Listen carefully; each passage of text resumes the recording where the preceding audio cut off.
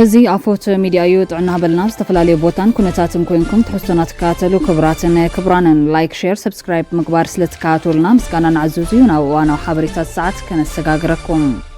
ስምምዕ ፕሪቶሪያ ከነፍርሶ ንኽእሊና ክብል ላዕለዋይ መሪሕነት ህወሓት ተዛሪብሎም ኩናት ክጅመረሉ ዝኽእል ዕድል ሰፊሕ ምዃኑ እውን እቲ በዓል ስልጣን ገሊጹሎም ብኻልእ ወገን ናይተ ጌታቸው ረዳ ንውሳነ ምዕራብ ትግራይ ነጺጎም ፕሬዚዳንት ዝወሰነ ውሳነ ተግባራዊ ክኾን ድማ ተፈቒዱሎ ነዚኣቶም ካልኦት ኣገደስቲ ዝበልናዮ ምዕባለታትን ሒዝናልኩም መጺና ኣለና ብቀዳምነት ምዕራብ ትግራይ እንተዘይተመሊሱ ኩናት ክንከፍትና ክብል ላዕለዋይ መራርሒ ህወሓት ኣይተ ኣማኑኤል ኣሰፋ ተዛሪቦም እቲ ህዝቢ ብዛዕባ ውድብ ወይ ሓትት እዩ ማለት ልዕሊ ህልውንኡ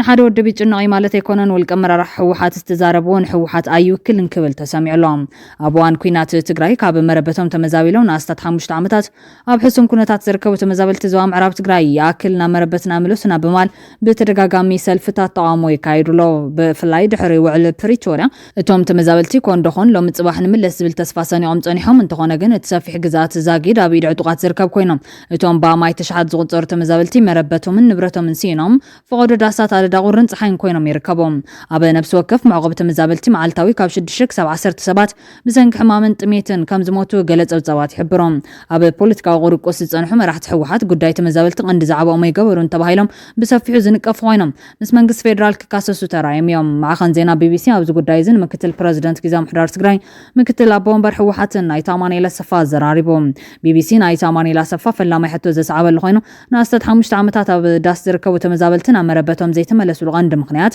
እንታይ ምዃኑ ክምልስ ተሓቲቶም ኣይተ ኣማኑኤል ብወገኑ እቲ ሓደ ምኽንያት ብ2015 ዓ.ም መጋቢት ዝተጣየሸ ጊዜያዊ ምሕዳር ናብ መሰረታዊ ብሄራዊ ረብሓታት ህዝቢ ትግራይ ከኣቱ ይከኣለን እቲ ጊዜያዊ ምሕዳር ብሄራዊ ረብሓታት ህዝቢ ትግራይ ወኪሉ ምስ መንግስቲ ኢትዮጵያ ክሰርሕ እዩ ሓላፍነት ተዋሂቦ ነይሩ እንተኾነ ግን ብሄራዊ ረብሓታት ህዝቢ ትግራይ ኣብ ምህጋር ይሕሊፍዎም ስለዚ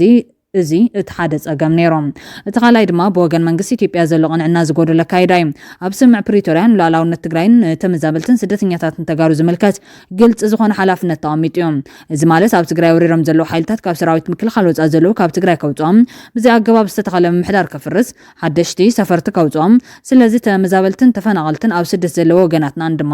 ድሕነቶም ተሓልዩ ሓላፍነት ክወስድ ግብኦ ኣለዎ ዝበለ ኣይተ ኣማኑኤል ስለዚ ዝክፍጸም ኣይከኣለን ኣብ ዘለዉ ሓይልታትን ከይወፁ ናብ ሪፈረንደም ክኸዱ ፕላን ኣውፅኡሎም እቲ ዝጸንሐ ጊዜያዊ ምሕዳር ድማ እዚ ፕላን ከውፅኡ ከለዉ ኣካልት ምንቅስቓስ ኮይኖም መንግስቲ ፌደራል ካብ ስምዕ ፕሪቶሪያ ብዘፈንገደ መልክዑ ኣብ ምዕራብ ትግራይ ሓደሽቲ ዕጡቃት ይሰልጥነሎም ስለዚ ውሽጣዊ ጸገም መንግስቲ ኢትዮጵያ ንስምዕ ፕሪቶሪያ ብቕንዕና ዘይምትግባርን እዞም ወገናት ከምቲ ዝፈርሕዎ ዘለዉ ከምቲ ንፈርሖ ዘለና ንሓምሻ ክረምቲ ኣብ መዕቆቢ ጣብያታት ኣብ ብጣዕሚ ጽጉም መነባብሮ ከየሕልፉ ስጋት ተፈጢሩ ኣሎ ክብል ኣፍሊጦም ኣመራርሓ ህወሓት ነቲ ጊዜያዊ ምሕዳር ብምኽሳስ መንግስቲ ፌደራል ድማ ተመዛበልቲ ከይምለሱ ህወሓት ንተመዛበልቲ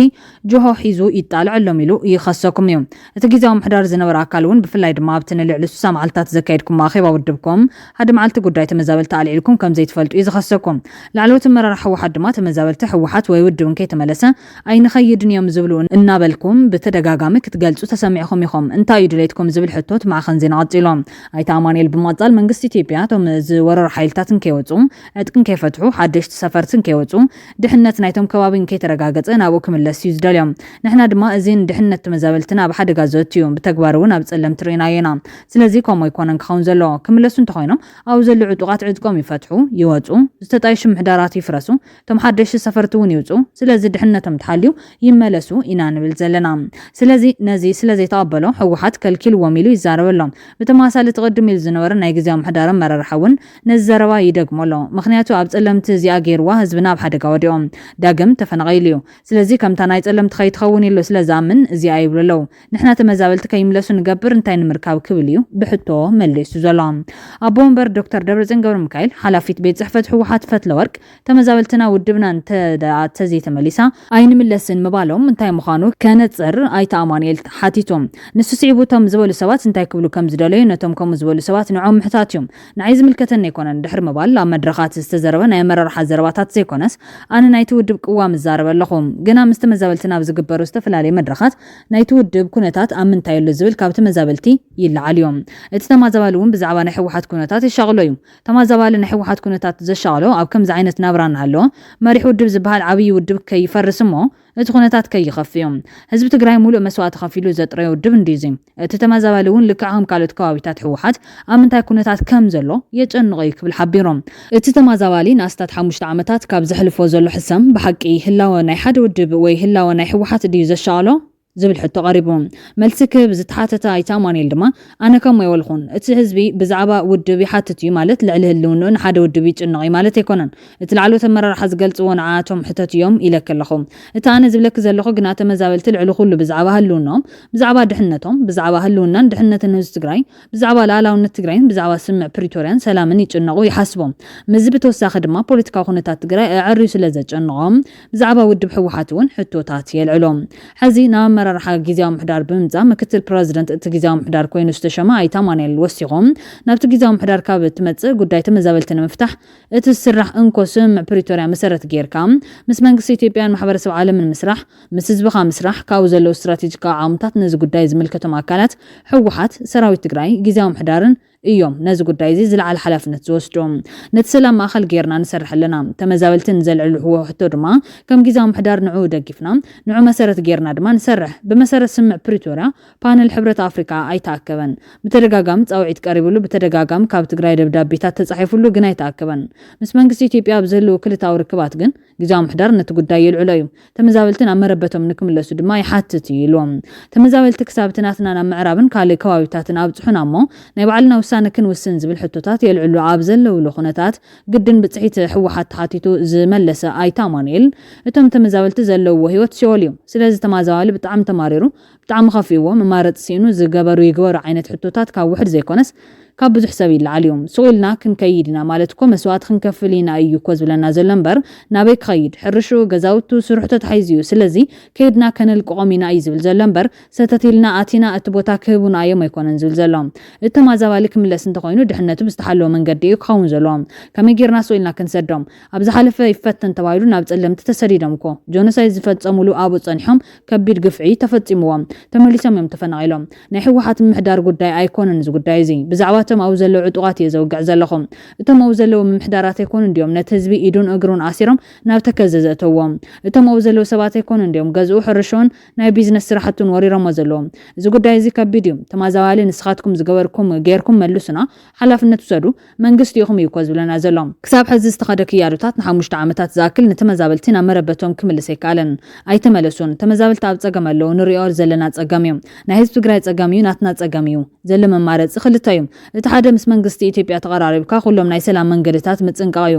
ወይ ድማ ብዘይ ሰላማዊ መንገዲ ምኻድ እዩ ሕዚ ዘሎ ዝሓሸ መማረፂ ግን ኣብ ሰላማዊ መንገዲ ስምዕ ፕሪቶርያ ጌርካ ምስራሕ እዩ ንሱ ኢና ንገብር ዘለና ድማ ኢሎም ብዘይ ሰላማዊ መንገዲ ዘሎ ኣማራፂ እንታይ ምዃኑ ዝገለጸ ኣይታ ማንኤል ብዘይ ሰላማዊ መንገዲ ስምዕ ፕሪቶርያ ተፈሪሱ ኩናት እዩ ዝኸውን ንሱ ድማ ይዋፅን ህዝቢ ትግራይ ጆኖሳይድ ዝኸፈለሉ ከቢድ ኩናት ስለ ዝኾነ ናብኡ ከይንምለስ ናብ ኩናት ንከይንኣቱና ጻዕሪ ንገብር ዘለና ክብል ምስቲ ማዕኸን ዜና ዝነበሩ ጻንሒት ከምቢቶም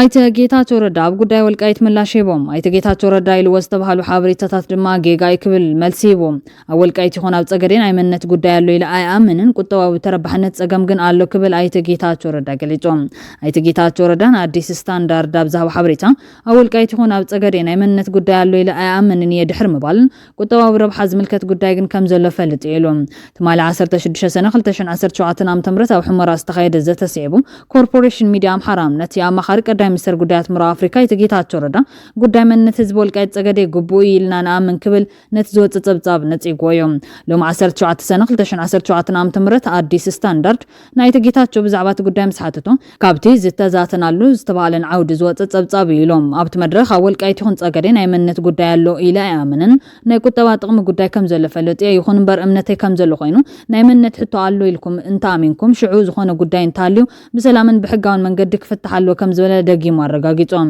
ኣብቲ መድረኽ ዝተሳተፉ ሰባት ዝበዝሑ ኣባላት ኮሚቴ ኣስመላሽ ከም ዝነበሩን ናብ ደጉዓታት ከባቢ ኸይድና ምስ ህዝቢ ኣዘራሪብና ስምዒታት ህዝቢ እንታይ ምዃኑ ሙሉእ ብሙሉእ ክንርዳእ ክንፍትን ኢና ኢልዎም ከም ዝነበረ ሓቢሮም ነዚ ሰናይ ዝተባሃለ ጅማሮ ምምላስ ተመዛበልትን ጉዕዞ ኣይተ ጌታቸው ረዳ ናብ ምዕራብ ትግራይ ስዒቡ ርእይቶም ዝህቡ ዘለዉ ወገናት ከም ዝበልዎ ድማ ግዛት ትግራይ ንምህጋር ዝግበር ምውዓል ክሳብ ዘየለም እቲ ነገር ብኸመይ ንፍትሖ ኢልካ ንምልዛብ ምድፋር መወዳእቱ ብዘየገድስ ጽቡቕ ተበግሶ እዩ ናይ መንነት ሕቶ ኣሎ ኢሉ ከም ዘየኣምን እንተሃልዩ ون دحره بحق منجست مسرت كل على زخيل يلكا بقلت إن تتعاقباي بتقرنيان محارنيان مقلات يوم آموغيسوام حزي بعلا أجندا خوينو تخيدي رخكب كما يفت أمزبل ناب كركرياتو قالو مالتيوم دليت استفلالي حايلتاتن نبرتن انتاي كم زغناون بعلن كفلت عدل زابيوم حزي نتقراي زحالي كله بعنقوتن مرتوعن كاب حجاج بدعات عرفن مفرحن وطيوم حزبو كارده قصالان فتكري غزاتو كوحس نتابو زنبر زلن تمليسو زغيد اندما واحد صتا سبا مسلم حدارام زرغاغص حساب كقربون متمان كفطرن كسرح يغبام علامو غزات تግራይ كيتقرارسن محاسن حزبنا منبريو كاتون كوينو منገዱ ግን ፖለቲካ ብስለት ዝራይሉ ክኸውን ይግባም ንፖለቲካዊ ጥቕሙ ጅለታት ሓይል ክበሃል ዝግበር ሓልክን ጠቐነን ጠጠው ክብለሎ ብፍርሕን ሽርሕን ዝፍታሕ ነገር ክህሉ ይኽእልን ስልጣን ከየምልጠና ንሕና እንተዚሒዝናዮ ካልኦት ከበላሹ ወይም ዝዓይነቱ መለኻኽታውን ጡረታ ክወፀሎ ኩሉ ክሕዞ ዝግባእ ተግባር እዮም ውድባት ሲቪክ ማሕበራትን ትካላትን ትግራይ ሕዚ ንጹራን ፈተን ምስታቡ ዝነብር ዘሎ ህዝቢ እውን ዝርርብን ክገብሩ ይግባም ካልኦት ሓይልታት እውን ነዚ ነገር ከቐበሉን ነቲ ጉዳይ ትግራይ ምዃኑ ከኣምኑን ሎቢ ወይ ድማ ናይ ምእማን ስራሕ ንዓኻትኩምን ዝምልከትዩ እቲ ገዛእየ ዝብል ውድብ እንተባላሽዎ ይሕተተሉ ዝዓይነቱ ፖለቲካ ዓድኻ ምስተሃገረ ዝውለድ ጣዕሳ ረብሓ ዘይብሉ ምዃኑ ተገንዚቡ ተራጊምካ كونين زفتح يكونن أو كتالين ربح خزر جاجز أنفت من ربراب ترحيو مفتيحو كبلو لبوا يغرب لهم جزام حضرت جرين كارلوت حيل تاتن زي بلو تنات على أول الزب زح زخيد سلا زي خون قلت أنفت تقميت أول زجبر ميت كل جبام اتحاد تغلى الأجندة خالي متسنات أن تخوينو حزون تقول دايما تسوت بوليتيكا يزخون زلام زلام مفتحون أي خون بمال حافة بزخون من قديس راح تيم ملاست مزاولت كايد أو يعمل لهم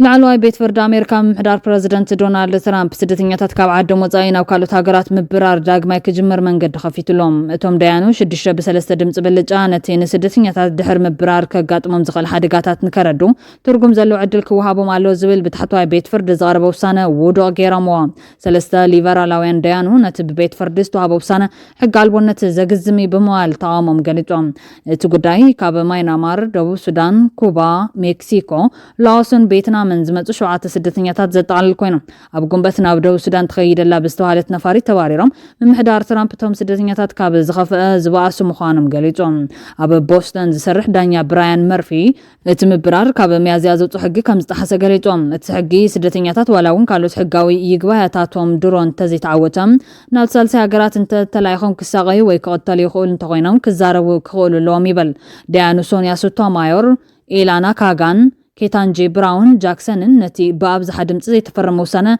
تمالسوني بمنقاف عبي جهساتي لو مالو سوتو ماير كم تصحفوا تبيت فردي منقست خصصت بحق منقستن زقبام قبو ملكتان سرر حنكب مسعززه او رجا بيت فردي كاب سلطانو لعلي زخدو العدل باشعه غزر سوات ابتز من لسور حوبتا عمت كغاطمو ميخاليز بالحساب زمرت يمسليلهم نز فرد زمتقام نمردو اصقام جيغاني لدما يوسخ كفل دحنت هاجر تبين دحنت صطان حزبي امريكا عوتي لهم وهاوي قالت تكال تريشا ماكويلين نتن سدتنياتات زملسا نفرتي جمر ونيلالا ممحدار ترامب توم شومون تسدتنياتات او امريكا قتلت مقنصالن عتقاو مزماتن حويسو صيف غبنات كم زفصمو غليصوم طواقاتات نايتم سدتنياتات ግን ናብ ላዕለዋይ ቤት ፍርድ ብዛረብ ወጥራን ብዙሓት ካብቶም እስራት ገበናው ፍርድ ከም ዘይብሎም ገሊጾም ንኸሰስ ተወኪሉ ዝጸንሐ ሃገራዊ ኪዳን ክስ ኢሚግሬሽን ነቲ ቤት ፍርድ ዝሃቦ ውሳነ ዘስካሕክሕ ክብል ገሊጾሎም ፈጻሚት ዳይሬክተር ትሪና ሪያሉሙቶ እቲ ውሳነ ነቶም ዓማዊሎም ናብ ስቅያትን ሞትን ከም ዘቃልዖም ገሊጻ ترامب نتقدين ናብ ዳያኑ ዘقربو زحلف ورحي ኣብ ቦስተን ዝመደብሩ ቤት ፍርዲ ይግባይን ውሳነ ታሕተዋይ ቤት ፍርዲ ከዓግቶ ድሕሪ ምባዩ ብባይደን ዝተመረጸ ዳኛ መርፊ መጀመርታ ኢዶትዩ እቲ ዝወሰደ ስጉምቲ መንግስቲ ኣሜሪካ ነቶም ስደተኛታት ኣብ ቀርን ኣፍሪካ ትርከብ ወታደራዊ ማዕስከር ኣሜሪካ ዘለዋ ሃገረ ጅቡቲ ከም ጽንሑ ገይርዎም ዋና ዓቃቢ ሕጊ ኣሜሪካ ጆን ሳውር ንላዕለዋይ ቤት ፍርዲ ብዛሃ መግለጺ ወከልቲ ኢሚግሬሽን ንሓደገኛታት ገበነኛታት ዝኸውን ጊዜያዊ መዳጎን ክምስርቱ ከም ዝተገደዱ ገሊጾም ሳውር መንግስቲ መብዛሕትኡ ጊዜ ንዓመጽቲ ገበነኛታት ስደተኛታት ናብ ሃገሮም ክመልሶም ዘይኽእል እተን ሃገራት ሙሳድ ስለ ዝኣበያኒን እዚ ድማ ቶም ስደተኛታት ኣብ ኣሜሪካ ክጸንሑን ንጹሃት ኣሜሪካውያን ክጎዱን ከም ዝኽእሉ ገሊጾም ኣለዉ እዚ ናይ ትማል ውሳነ ንፕረዚደንት ትራምፕ ስደተኛታት ናይ ምብራር ድላዩ ስለ ዘሳኽዕሉ ካሊእ ዓወት እዮም ኣብ ዝሓለፈ ወርሒ ላዕለዋይ ቤት ፍርዲ ንትራምፕ ንቬንዙዋላውያን ስደተኛታት ዝኸውን ጊዜያዊ ዕቁባ ደው ከብሎ ፈቒዱሎ እዚ ድማ ንኣስታት 350,000 ሰባት ጸሊዎም እዮም ኣብ ጉንበት ኣብ ዝሃብዎ ካሊእ ውሳነ ቶም ዳያኑ እቲ ፕረዚደንት ነቲ ካብ ኩባ ሃይቲ ኒካራጓን ቬንዙዋላን ዝመጹ ኣስታት ፍርቂ ሚልዮን ስደተኛታት ኣብ ኣሜሪካ ንኽልተ ዓመት ክጸንሑ ዘኽእለ ሰብኣዊ መደብ ንግዚኡ ደው ከብሎ ከም ዝኽእል ገሊጾም ኣለዉ ክቡራትና ክቡራንን ቤተሰብ አፎት ሚዲያ ነሳት ዜና በኹም ከነብሎም ዝሓዝናዮም ሓፀርቲ እዋናዊ ዛዕባታት አቅርብና ከምቢትና ኣለና ሰናይ ምክታልኩም አዝና ነመስክን ክብረት ያበልና ኣብዛፅል ብካልኦት ሓበሬታታት ክሳብ እንጋነስ ካብ ሽዑ ላይክ ሼር ሰብስክራይብ ምግባር ቤተሰብ አፎት ሚዲያ ኹኑ ሰላም ግዘም